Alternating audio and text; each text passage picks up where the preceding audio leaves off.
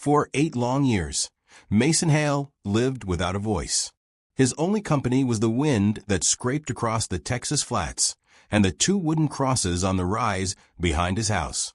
He spoke to no one, except the rare word to his horses or the quiet prayers he breathed to Elise and Claire, his wife and little girl, whose lives were taken in one bloody morning he could never forget.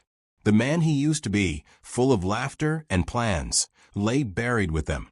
What was left behind was a worn shadow with rough hands and tired eyes. A loner who held the world back with fences, bolts, and a will hard as iron.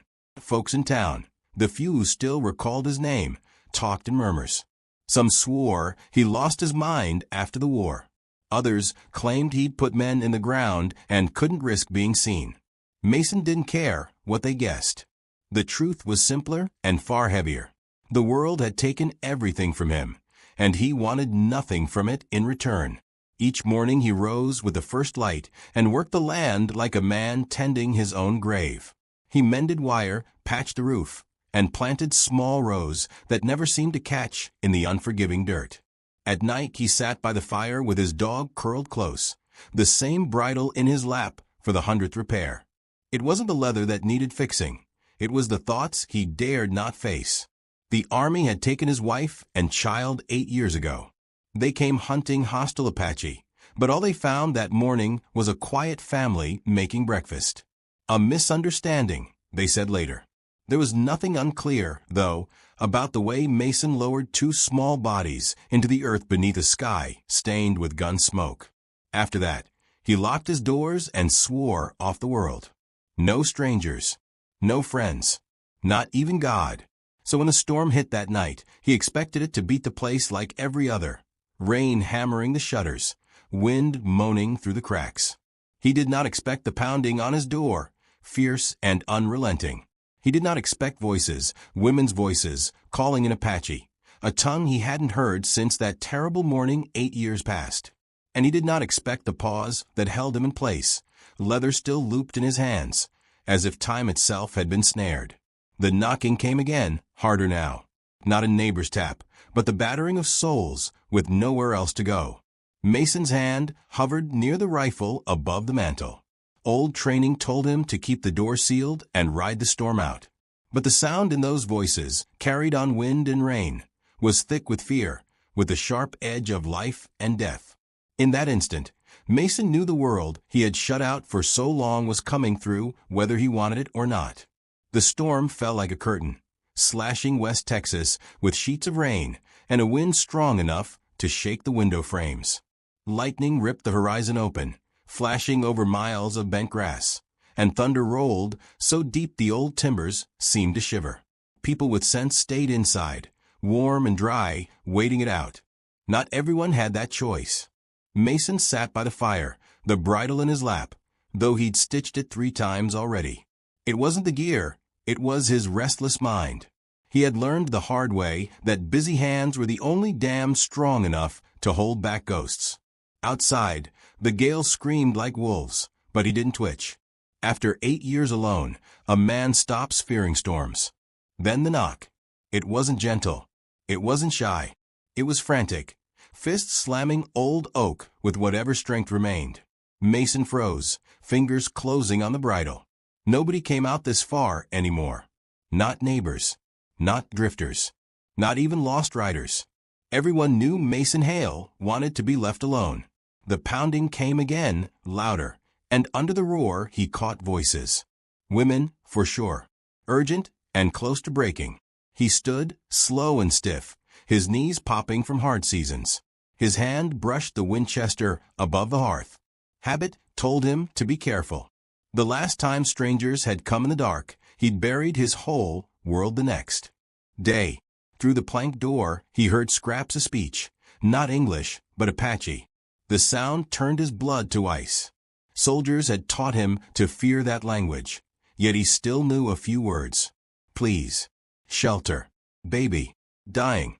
He pressed his palm to the door and felt the storm shudder through it, felt the tremble in the voices outside. He remembered Elise's voice, warm and steady. Kindness is what makes us human, Mace. Don't lose it. But Elise was gone now, sleeping under Texas clay. Kindness hadn't saved her. "Go away," he muttered, but the storm swallowed the words. A second voice rose, closer, in rough English. "We know you are there. Please, we have children. Soldiers are coming. If you do not help, we will die. And when they find our bodies at your gate, you will die too." Mason clenched his jaw. 8 years inside these walls. 8 years of quiet, bought with loneliness. Now the outside world was on his porch, knocking with blood on its heels. His palm hovered over the iron bar that kept the door. Every bone in him screamed to leave it bolted. Then he thought of the soldiers the woman had named. He knew men like that. Men who wore blue coats and left their mercy behind. Men who burned huts, slaughtered families, and silenced the living. He raised the bar. The door groaned open, and cold air rushed in with a sight that hit him like a boot. 10 women crowded his porch, soaked to the skin, dresses clinging to thin frames, mud streaking their faces and arms. Fresh cuts marked some of them, the kind violence leaves. The youngest, hardly more than 16, clutched a small bundle wrapped in a torn blanket. It moved faint and weak, and Mason knew it was a baby. The woman who had spoken stepped forward, taller than the others, standing straight though she looked worn to the bone.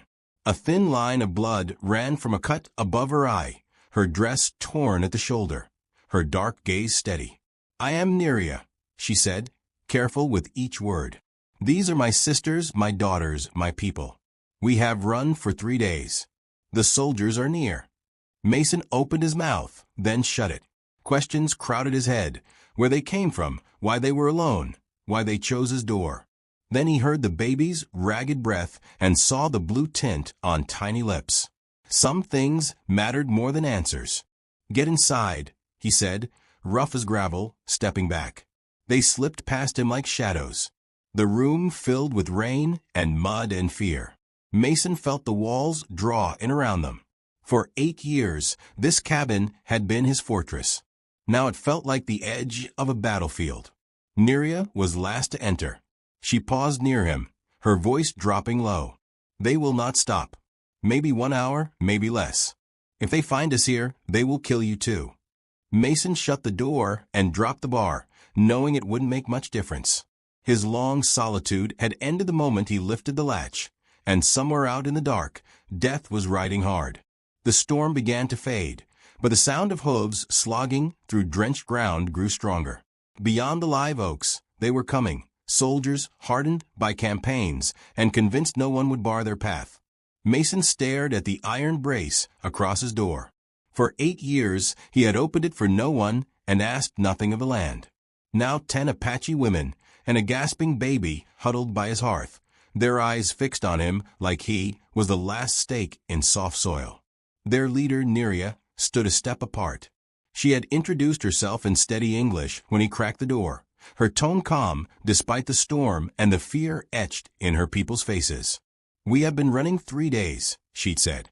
"The soldiers hunting us will not stop until we are dead." Now she met his eyes again, level and clear, while the younger women bandaged cuts and murmured in Apache around the firelight. "If you help us, you bring danger to your door," she said. "When they come, they will spare no one." Mason's jaw tightened. "If I turn you away, what happens?" "They find us," she answered. "They kill us here and leave our bodies as a warning. Then they kill you too, to cut off any witness." It wasn't bluster. Mason had seen what certain officers could do. In the war and later on rail crews near the frontier, he'd watched peace patrols become raids. He'd known men like Captain Rourke, uniformed predators wearing honor like a mask. For a second, Mason thought about the root cellar hidden under the kitchen. Stone walls. Concealed hatch. It had kept his few coins safe for years. Neria shook her head as if she could see the thought take shape. "If they search and find us, you die with us," she said. "If they see signs and we are gone, maybe you live. We will not make you an enemy of the United States Army." Mason almost laughed, 8 years too late for that. The wind shifted.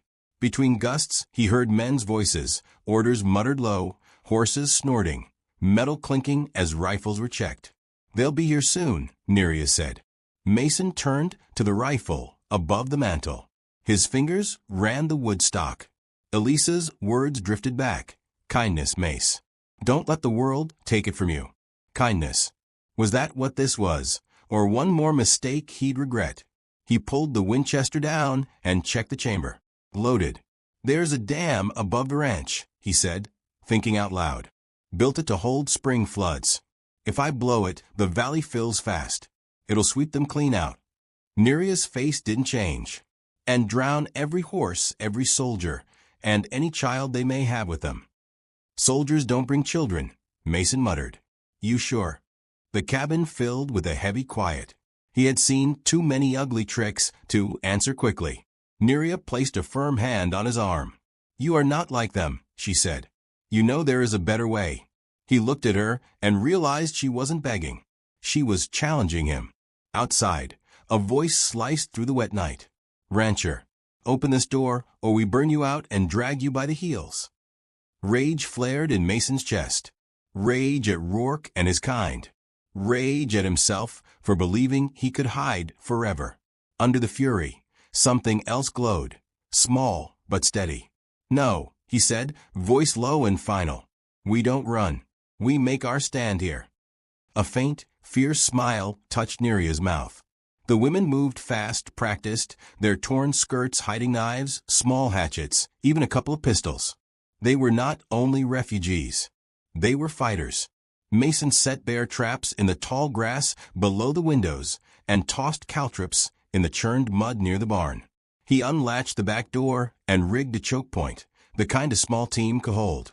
Neria took the front, blade in hand, calm as the eye of a storm. They think we are prey, she said. Tonight, they learn different. The first soldier slammed the door inward, rifle up, ready to find a cowering rancher and panicked women. Mason's Winchester cracked once, and the man folded in the frame. What followed was short and ugly. Mason and the women fought with the grit of people who expected to die and meant to make each second count. Rourke's men, shocked by resistance, dropped fast.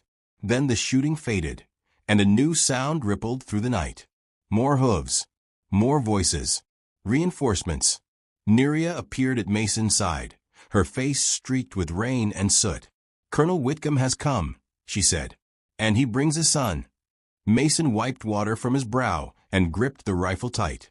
This wasn't a scuffle anymore. This was a choice that would decide the rest of his days. That night, Mason Hale chose to stand. Not as a soldier, not as a ghost, but as a man who remembered what it meant to be human. The cabin breathed with motion. For 8 years, Mason had lived in silence, the creak of old boards, the hiss of wind. Now the place thrummed like a living thing. 10 Apache women moved with silent purpose, their wet braids and torn shawls hiding tools of war. Knives gleamed under lamplight. A small pistol clicked clean in elders' steady hands. Mason watched near the hearth, rifle easy in his arms. He had opened his door, thinking they were only battered wanderers. Now he understood they were survivors sharpened by fire. Neria stood tall in the dim glow. Her voice was low, but sure as she spoke in her language. Giving orders, the others followed without confusion. One by one, they melted into corners, posting themselves like hunters setting a snare. You aren't helpless, Mason said, voice rough from years of quiet. Neria glanced his way, eyes steady. We never were. It wasn't a boast. It was a fact carried like a stone. Mason peered through a crack in the shutter. The storm was easing, but the wind still carried the soft thud of boots and the snort of horses. The soldiers spread out, planning their push. They'll come on 3 sides, Mason murmured. 2 to flank, 1 straight through the door. Push us into a corner and finish it. Neria came to the window's edge. And you? Will you stand with us? The grief tried to drag him under. Elise, Claire, blood on his hands, a house burning at dawn. Something in Neria's gaze steadied him. I didn't open that door to watch you die, he said. I'll fight. Her mouth tipped faintly, though her eyes stayed hard. Good. They expect weakness. That will be their mistake. He showed her the layout. Blind spots. Dips in the yard he'd learned from years of riding fence.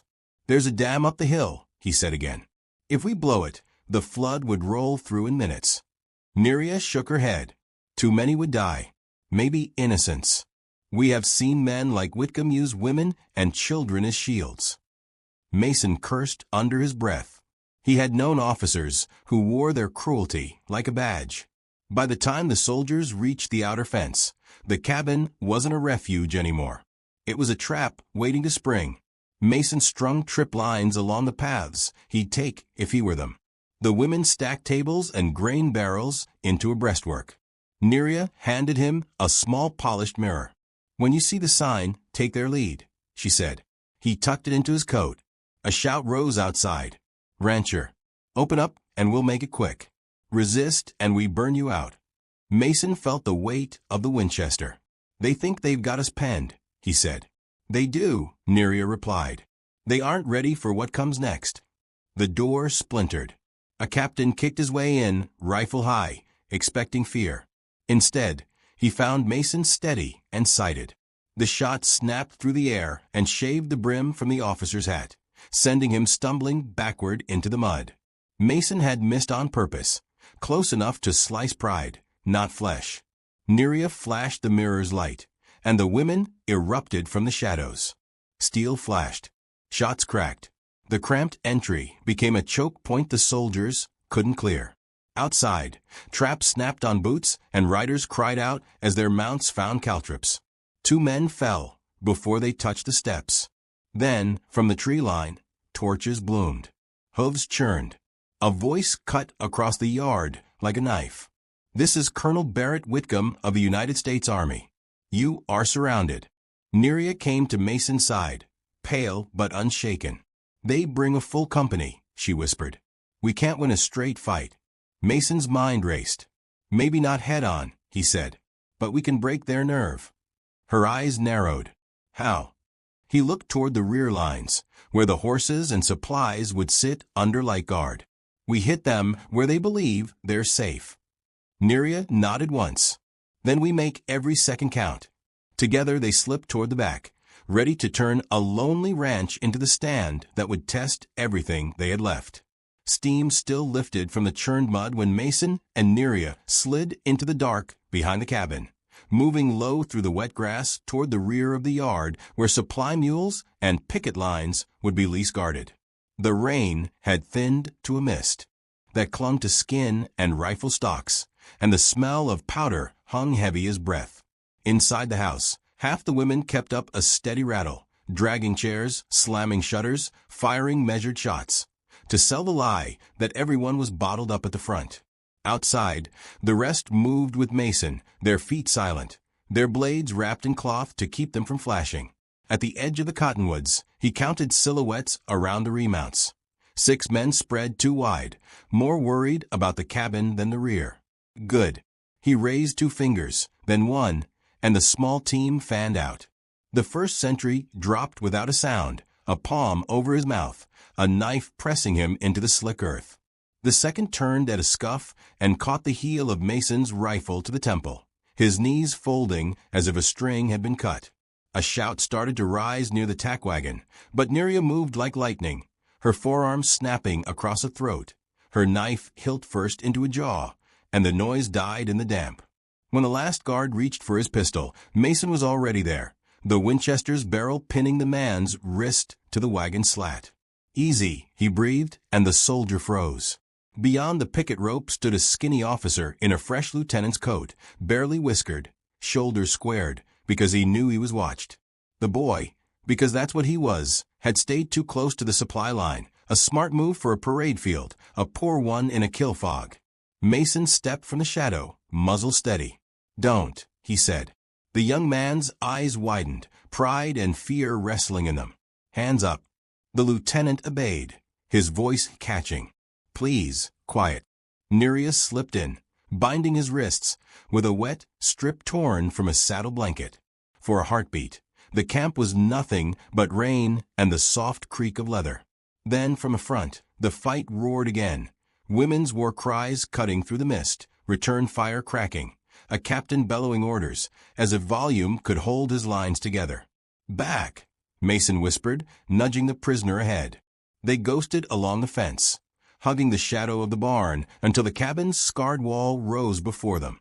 When they slipped inside, the room stank of smoke and iron. Two of Neria's women lay on the floor, one clutching a bleeding shoulder, another pale but conscious as a sister tied a strip of skirt above a wound.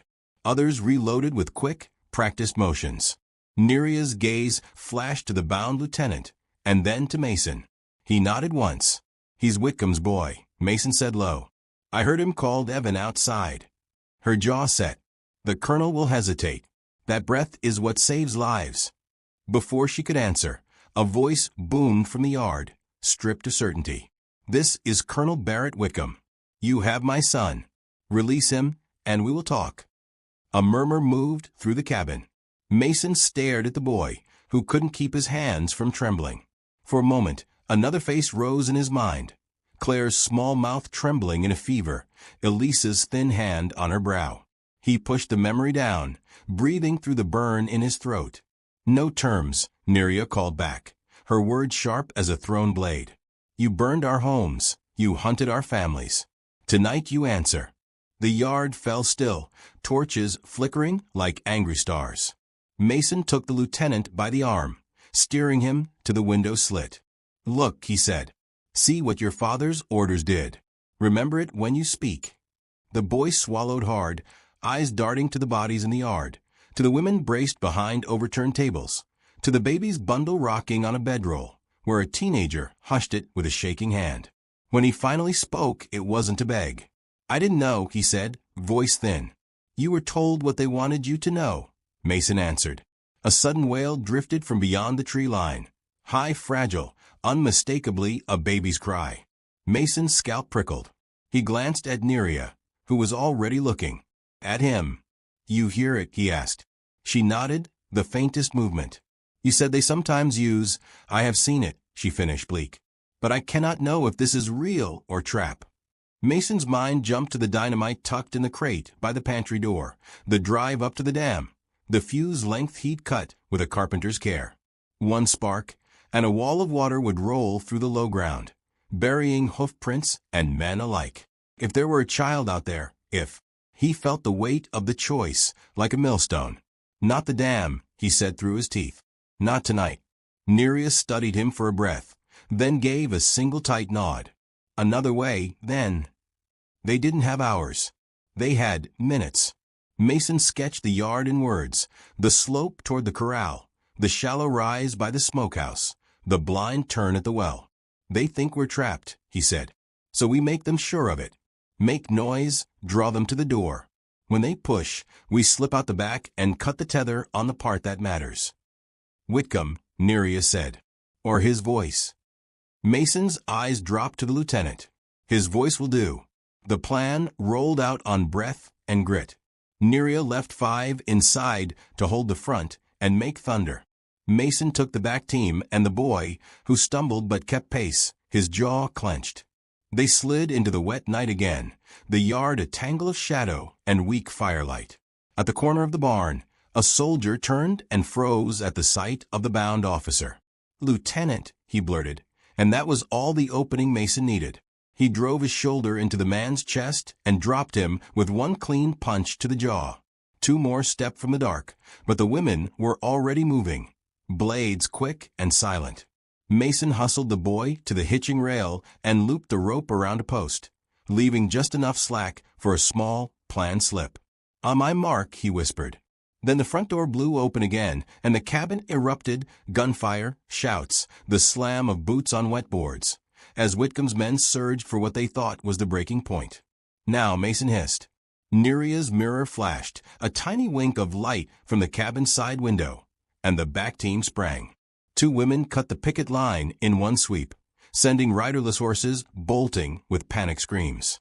Mason yanked the lieutenant close, placed the cold ring of the Winchester's muzzle against the boy's temple, and shouted from the shadows, "Colonel Whitcomb, call your men back or I drop him where he stands." Silence hit the yard like a thrown tarp. Even the horses stilled. Torches hissed in the damp. When the colonel answered, his voice had lost its iron. "Don't harm my son," he called. "Pull your men back 10 paces," Mason replied, "and toss your rifles in the mud. Then we talk." For a long beat, nothing moved. Then orders rose in a flat, strangled tone, and Mason listened to the sound of boots sloshing backward, of metal clattering into muck. He felt the boy's breath quick and shallow against his forearm.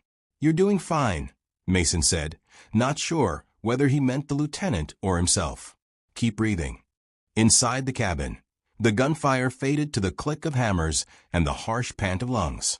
Neria's face appeared at the edge of the doorway, rain streaking her hair, eyes like flint. "Hold," she mouthed. Mason didn't blink.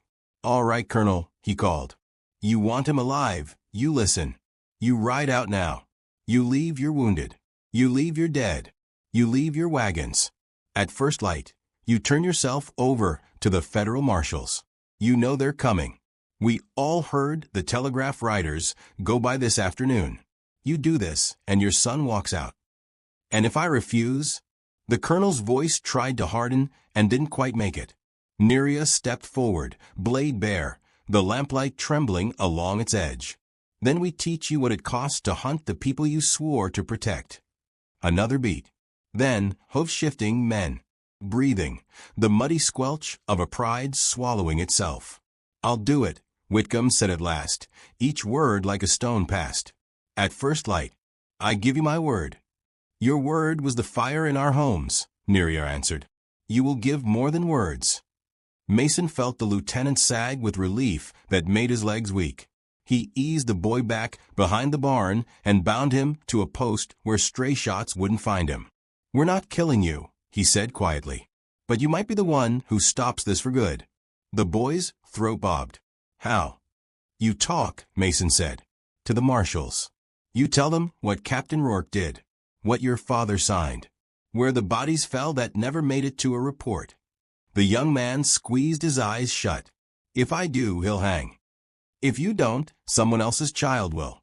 The boy opened his eyes and nodded once, as if he'd just made himself older. "I'll speak," he whispered. "On record."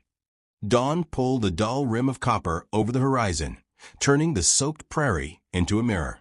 The federal marshals arrived with the first light, dust-caked riders in plain coats, badges dull, eyes sharper than bayonets. They found a yard strewn with torches, a barn pocked with bullet holes, 2 still shapes under blankets by the porch, and a column of soldiers stepping away from their rifles with their hands lifted in air that smelled of rain and smoke. Colonel Barrett Whitcomb stood stiff as a post, mud up to his knees, jaw carved from stone and pride, his son bound, but breathing, behind the barn. When the marshals read the charges, his face didn't flinch, but his eyes kept sliding toward the lieutenant, as if searching for a time machine that could walk the night backward. Rourke was dragged out from the heap near the gate, dazed and filthy, his bravado gone. The boy spoke, voice shaking at first, then steady, outlining orders given in tents, names of villages burned, lists of families driven into the brush and shot when they ran. A marshal's pencil scratched and stopped and scratched again. Whitcomb's shoulders sagged. In the end, the law snapped shut, not with cheers, but with the heavy quiet of something necessary. The women gathered their wounded and their dead. Neria moved from face to face with a calm that had weight, speaking softly, tying bandages that would hold until they reached safer hills. When she reached Mason, she paused, her eyes taking in the splintered door, the scorched barn, the crosshatched tracks of boots that had torn his yard to pieces. "You saved us," she said, voice low, "and you lost what you had left to do it." Mason looked at the ruined porch, the broken hinges, the drift of wet ash. "This place stopped being a home a long time ago," he said.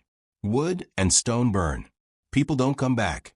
His gaze lifted to the youngest among them, a girl of 16, cradling the baby against her chest with a tenderness that asked permission to hope. Lives are the thing you can't replace. Hours before, Mason had been ready to climb that ridge with a coil of fuse and a box of dynamite and turn the valley into a river. The cry from the tree line had stopped him in his tracks. Later, under cover of the cabinet's roar and the soldiers' charge, he'd slipped through the dark with 2 women and cut across the rear of the enemy camped toward the sound. He'd found a wagon tucked under a slick of oaks, canvas flapping, and inside a young woman, no more than 20, hunched over a baby whose face was pinched from cold and fear. She'd stared at Mason like a deer caught in a snare, waiting for the blow. "I'm not here to hurt you," he had whispered. "I'm getting you out."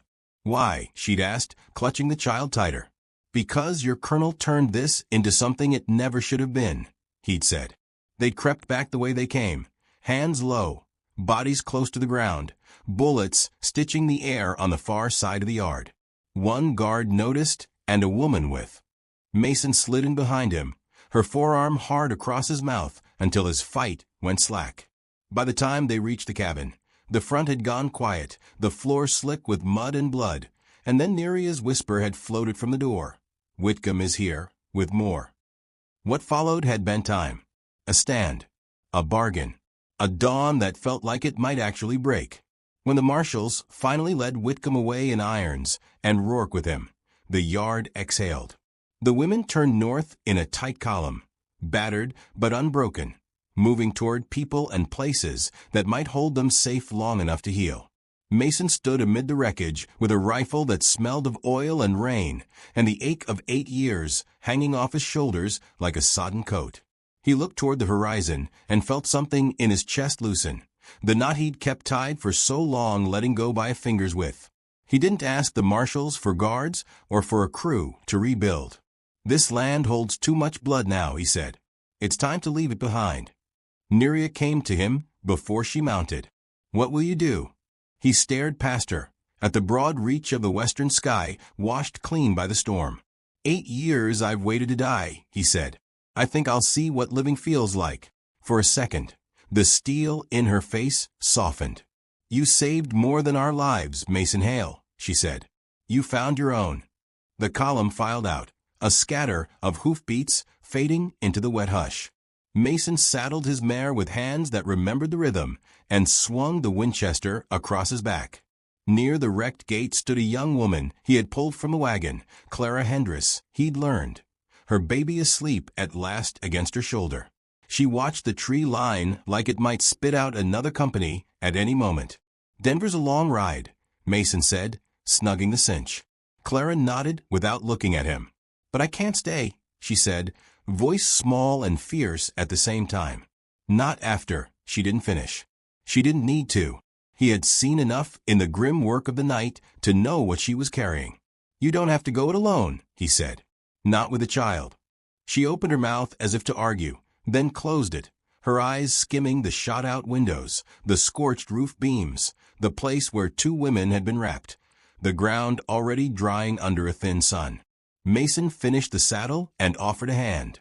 "We'll ride slow," he said. "The little one needs it." She hesitated only a heartbeat before she took it.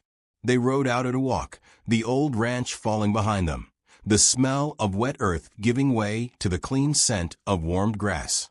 Mason felt his shoulders ease, one breath at a time. For the first time in nearly a decade, he wasn't trying to outrun something. He was riding toward it. They made camp under cottonwoods as the sky went indigo, the baby fussing until Clara's quiet hum soothed him to sleep. Mason fed the fire with twigs that hissed and popped and stared into the orange light like it was a doorway. "Why are you helping me?" Clara asked at last, voice a whisper that barely cleared the crackle. Mason turned to coal with a stick. "Because a long time ago, someone told me kindness is what keeps us human," he said. "I forgot that. Last night reminded me." Clara was quiet for a long breath, then another. "Maybe you're not as broken as you thought," she said, the hint of a smile ghosting across a face too young to look so tired. Mason didn't answer. He watched the sparks lift and fade and let the silence settle like a soft blanket. Above them the stars came out, scattered and cold, and the wind smelled like rain that had finally decided to move on. He lay back on his bedroll and felt, somewhere deep as bone, a small warmth that wasn't the fire, an ember of hope he had believed the storm years had drowned. In the morning, they would cross the creek and pick their way through mesquite and low draws and country that wasn't always friendly to a woman. And a child and a man trying to remember how to be alive. There would be river fords and bad men and long stretches where the sun burned steady as judgment. But Mason felt no dread, Only a cautious pull toward whatever waited beyond the horizon. Sometimes the worst fights aren't the ones with rifles and knives. They're the choices made with hands that could close into fists and don't. They're the moments when a man opens a door he swore he'd keep shut, lets people in, and takes a stand for something bigger than himself. On that storm-soaked night in Texas, Mason Hale proved that even a life burned down to ashes can still throw light. And as the cottonwoods hissed in the soft wind and the baby breathed slow and even, he understood at last what Elise had tried to tell him. A home isn't only boards and nails. It's the lives you steady when the world is trying to knock them over.